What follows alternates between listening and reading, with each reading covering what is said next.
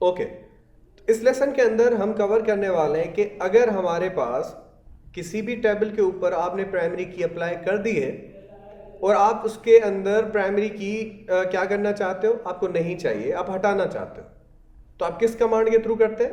Alter command के through. क्योंकि आपको पता है अल्टर कमांड आपकी क्या करती है, किसी भी स्ट्रक्चर को मॉडिफाई करने के लिए यूज करते हैं। सही। अब आप चाहें तो किसी भी टेबल के ऊपर की अगर ऑलरेडी है तो उसको हटा सकते हैं बाय यूजिंग अल्टर कमांड, और अगर आप चाहें आपकी टेबल बनी हुई है उसके ऊपर की नहीं है तो आप अल्टर के थ्रू किसी भी कॉलम या एक से ज्यादा कॉलम्स को आप क्या अप्लाई कर सकते हैं? प्राइमरी की अप्लाई कर सकते हैं by using alter command, right.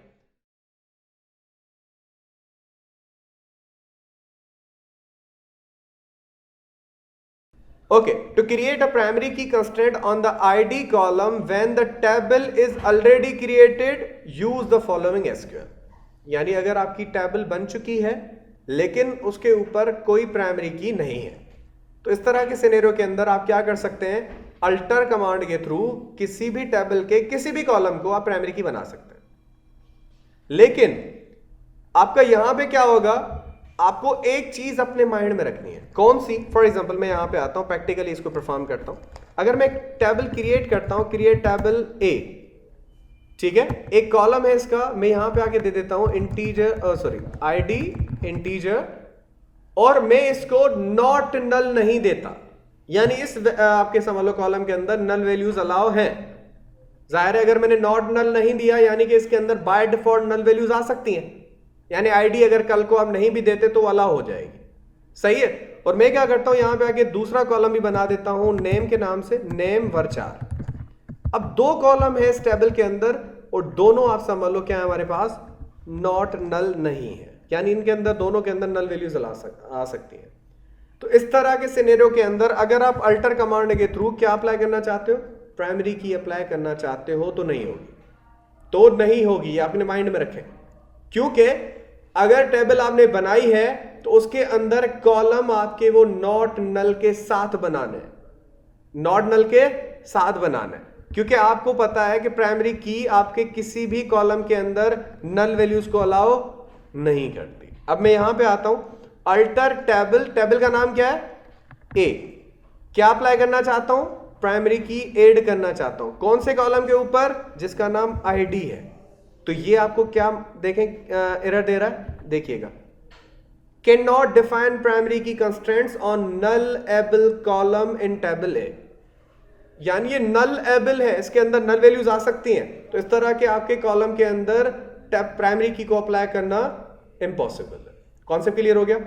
अब मैं एक काम करता हूं, इसी टेबल को मैं बी के नाम से बनाता हूं फिर से, और यहां पे आके उसको फिर से अप्लाई करते हैं। देखिएगा जरा, अब मैं क्या करता हूं, यहां पे आके इस कॉलम का सॉरी टेबल का नाम बी रखता हूं और आईडी के कॉलम को अब मैं रख देता हूं नॉट नल। आईडी के कॉलम को क्या रख रहा हूं मैं अभी? Not null. तो अब आपकी प्राइमरी की अप्लाई हो जाएगी, क्योंकि आपको पता है प्राइमरी की कॉलम के अंदर नल वैल्यूज अलाउ नहीं होती। सही है। और मैं यहां पे आके बस टेबल का नाम बी रख देता हूं, बाकी आपको पता है वही कॉलम है। तो मैं एग्जीक्यूट करता हूं, क्या आ रहा है आपके पास? does not exist or you do not have a permission cannot find। अच्छा, मैंने इसको एग्जीक्यूट नहीं किया, इसको मैं चलाता हूं पहले टेबल को, क्योंकि टेबल बना ही नहीं है, सिर्फ क्यूरी लिखी थी। अब अगर मैं अप्लाई करता हूं तो देखिएगा जरा, ये देखें कमांड्स कंप्लीटेड सक्सेसफुली, यानी आपकी टेबल बी के ऊपर अभी एक प्राइमरी की अप्लाई हो चुकी है। अच्छा, अब मुझे कैसे पता चले कि उसके ऊपर की है या नहीं है? तो उसका सिंपल सा तरीका यह है कि आप डेटाबेसेस में जाएं, आपके डेटाबेस का नाम जो भी था उस डेटाबेस के अंदर जाएं, और उसका नाम हमने जो रखा था वो विन के नाम से रखा था। इसके अंदर टेबल्स में जाएं और टेबल्स के अंदर देखें हमारे पास एक टेबल बनी है जिसका नाम बी है। क्या नाम है? बी। और इसका ये रिफ्रेश करना पड़ेगा क्योंकि हमारे पास अभी तक ये टेबल्स लोड नहीं हुई है। रिफ्रेश करते हैं तो इसी टेबल्स के अंदर आप जाएंगे तो अब आपको टेबल बी दिख जाएगी। ठीक है, कहीं दिख रही है भाई? अच्छा जी, अच्छा मास्टर में बनाई है हमने। देखिए कौन सा सिलेक्टेड डेटाबेस? मास्टर है। तो मास्टर डेटाबेस के अंदर बन रही है। चलो अभी तो मैं मास्टर को ही ओपन कर लेता हूं। वैसे मास्टर के अंदर हम बनाते नहीं है क्योंकि सिस्टम के डेटाबेसेस होते हैं। ये दिख रहा है मास्टर, इसके टेबल्स जो होते हैं वो अपने ही बहुत होते हैं। लेकिन ये देखें बी दिख रहा है टेबल। अब मैं बी टेबल को अगर दिखाना भी चाहूं तो यहां पे मैं कैसे दिखाऊंगा? मैं यहां पे आपके पास क्या होते हैं भाई, टेबल्स। ठीक है, मैं काम करता हूं, इसको दूसरे किसी डेटाबेस में बनाते हैं, फिर मैं इसको एग्जीक्यूट करता हूं। यूज कौन सा, विन हमने बनाया था ना, विन को मैं शो करता हूं क्योंकि यहां पे डायग्राम्स मुझे शो नहीं हो रहा है। तो मैंने डेटाबेस विन वाला सिलेक्ट किया है, उसके अंदर मैं फिर से क्या बनाता हूं, टेबल बी बनाता हूं और उसको मैं अल्टर करके एक प्राइमरी की अप्लाई कर देता हूं। अप्लाई हो चुकी। अब अगर मैं विन डेटाबेस के अंदर जाता हूं तो मुझे एक विन डेटाबेस जो बिल्कुल लास्ट में है या सेकंड लास्ट है, यस, इसके अंदर एक टेबल नजर आ जाएगी जिसका नाम क्या होगा, बी होगा। ठीक है, टेबल्स में जाते हैं। ओके, अब मैं अगर इसको दिखाना चाहता हूं, यहां पे देखिए डेटाबेस डायग्राम्स आ रहे हैं, राइट क्लिक करके मैं यहां पे आके न्यू डायग्राम बनाता हूं तो ये मुझसे पूछेगा कि आप सारी टेबल्स को इसमें लोड करना चाहते हैं, क्योंकि ये डायग्राम आपको बताते हैं कि आपके टेबल्स का स्ट्रक्चर किस तरह से बना है। मैं अभी एक ही टेबल ऐड करता हूं, देखें सारी आ रही है ना, तो मैं सिर्फ बी को ही ऐड कर देता हूं। यहां पे देखें, अब देखें इसके ऊपर क्या नजर आ रहा है आपको, की नजर आ रही है। ठीक है, यहां पे देखें, मैं इसको अगर यहां पे आके दिखाऊं आपको, ये देखें इसके ऊपर क्या अप्लाइड है, प्राइमरी की आपको यहां पे नजर आ रही होगी। ये देखें, ये आ रहा है रिमूव प्राइमरी की। आप यहां पे किसके थ्रू भी अप्लाई कर सकते हैं, कीज, आपके इस ग्राफिकल व्यू के थ्रू भी कीज अप्लाई भी कर सकते हैं, रिमूव भी कर सकते हैं, अल्टर भी कर सकते हैं टेबल्स को। Concept clear? ठीक है, अब मैं आपको फिर से बता देता हूं। यहां पे आके आप डायग्राम्स के ऊपर राइट क्लिक करेंगे, न्यू डायग्राम करेंगे तो आपका यहां पे आके आपसे पूछेगा उस डायग्राम के अंदर कौन कौन सी टेबल्स को आप रखना चाहते हैं। क्योंकि जब आप डेटाबेस एक बार बना लेते हो ना, तो डेटाबेस एक्चुअल में जो बनता है किसी भी सॉफ्टवेयर का, उसको हम ERD कहते हैं। क्या कहते हैं? ERD, entity relationship diagram. Entities आपके क्यों कहते हैं इनको एंटिटीज? क्योंकि हमारे पास देखें हर टेबल के पहले क्या लिखा हुआ है, DBO लिखा हुआ है, यानी डेटाबेस ऑब्जेक्ट। सही है, और ऑब्जेक्ट यानी एंटिटी। Concept clear? तो हमारे पास किसी भी डेटाबेस के अंदर हम पहले टारगेट करते हैं एंटिटीज, फिर उसी एंटिटीज की प्रॉपर्टीज यानी आप समझ लो जो फील्ड होती हैं या कॉलम बनते हैं जितने, वो डिफाइन करते हैं। फिर हम रिलेशनशिप डिफाइन करते हैं कि कौन से कॉलम का या कौन सी टेबल का कौन सी टेबल के साथ कौन सा रिलेशनशिप बनेगा, 1 to 1 बनेगा, 1 to many बनेगा या many to many बनेगा। सही है, कॉन्सेप्ट क्लियर हो गया? अब अगर मैं यहां पे आके ऐड करूं तो आपको यहां पे दिख जाएगा। ठीक है, तो अभी आपको ये बता रहा है कि बी टेबल के ऊपर एक प्राइमरी की अप्लाई हो चुकी है।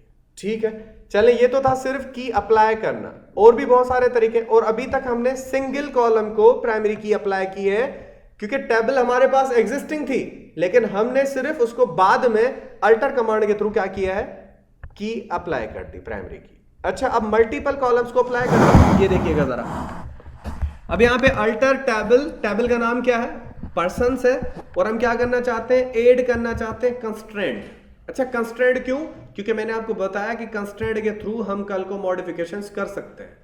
सही है, तो आप ऐसे क्या कर सकते हो, किसी भी टेबल के 2 कॉलम्स को क्या बना सकते हैं आप, प्राइमरी की बना सकते हैं। लेकिन वो टेबल ऑलरेडी एग्जिस्ट करती हो जिसके पास ये 2 कॉलम हो। ऐसा नहीं कि टेबल ही एग्जिस्ट ना करे और आप उसको प्राइमरी की बनाना चाहते हैं। मैं यहां पे आता हूं और सबसे पहले एक समझ लें, टेबल क्रिएट करता हूं, क्रिएट टेबल पर्सन 1। ठीक, और उसका मैं यहां पे आके कुछ और तरह से कुछ स्ट्रक्चर डिफाइन करता हूं।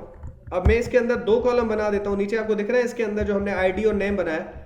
अच्छा, आईडी इंटीजर और नॉट नल ये देना जरूरी है। जिस कॉलम को बाद में जाके या अभी ही आप क्या बनाना चाहते हो, प्राइमरी की बनाना चाहते हो, उसको नॉट नल देना जरूरी है, ये मैंडेटरी है। अगर आप ये नहीं देंगे तो किसी भी कॉलम को बाद में या अभी आप प्राइमरी की अप्लाई नहीं कर सकते। कॉन्सेप्ट क्लियर है? अच्छा, हाँ, अभी करना चाहते हो कर सकते हो, राइट, सॉरी फॉर दैट, कि यहां पे अगर आप नॉट नल नहीं देते ना और आप अभी टेबल बना रहे हो, अभी ही प्राइमरी की अप्लाई करना चाहते हो, तो ये हो जाएगी। ये देखें, प्राइमरी की,